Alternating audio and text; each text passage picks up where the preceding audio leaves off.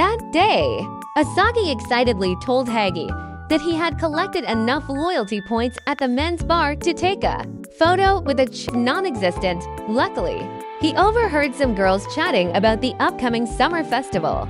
So when Kawaku emerged from the back, Hagi gathered his courage and invited him to go and two others along. He believed that Kawaku and Hagi were too passive and would miss their chance, so he planned to secretly watch over them.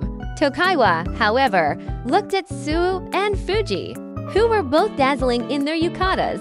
Yukata is secretly watching over them. Suu dismissed his concerns, saying that Hagi and Kawaku wouldn't arrive for a while, so they should enjoy the festival first. Fuji took Asagi to a shooting game booth, where he casually demonstrated how to shoot before slipping his hand around Asagi's waist. Meanwhile, Tokaiwa and Suu were at a candy stall. As more and more people gathered to watch them, Tokaiwa worried about causing a commotion. To avoid drawing too much attention, he reached out and used a mask to cover Suu's face.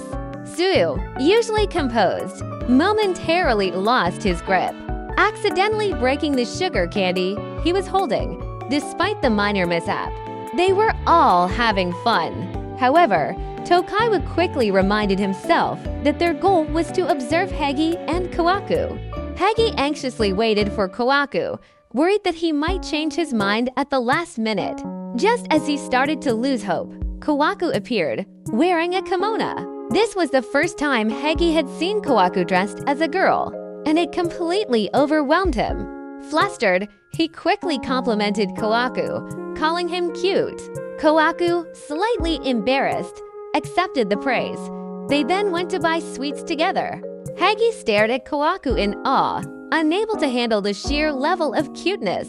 Kawaku then asked Hagi if he wanted a candy apple, warning that it could get sticky. The thought of eating it made Hagi blush, but what troubled him even more was that, despite finally getting to see Kawaku in female clothing, his mind kept drifting to Kawaku's usual male appearance. Wasn't he the one who wanted to see Kawaku in a dress the most? And now that it had happened, why was he still thinking about Kawaku in men's clothes? Hagi felt like the worst kind of person, sensing Hagi's hesitation. Kawaku thought about leaving early, but before he could, Hagi stopped him and sincerely thanked him for accepting the invitation. Then, he nervously asked if Kawaku would like to go out with him again next time, just the two of them. Kawaku was puzzled. Wouldn't you find hanging out with me boring? Hagi shook his head. No way. I really enjoy spending time with you. But deep down, he couldn't stop thinking about Kawaku in men's clothing. The next day, Tokaiwa and Asagi visited the men's bar again and discovered that Suu and the others were hosting a summer festival event. Today, they were also wearing yukatas. Hagi couldn't come because of work, and Kawaku seemed a little down about it.